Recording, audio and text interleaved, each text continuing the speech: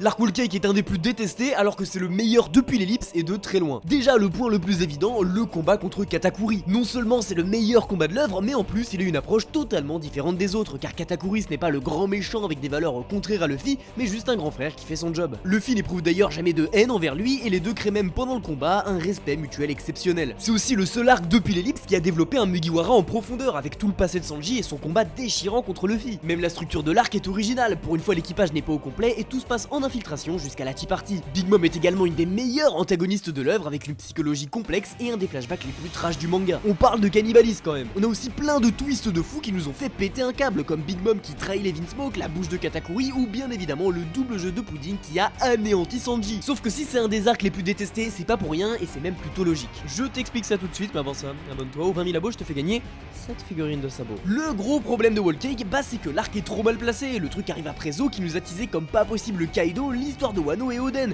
Donc faire un détour d'1 an et demi chez Big Mom, on avait tous la flemme. Et puis il faut le dire, le rythme en hebdo était assez cata, surtout la fin de l'arc, ce qui lui a donné une très mauvaise image. Sauf qu'aujourd'hui, tous les gens que je connais qui se le sont fait d'une traite ont adoré et il fait partie de leur arc préféré. Dis-moi ce que tu penses de Wall Cake en commentaire.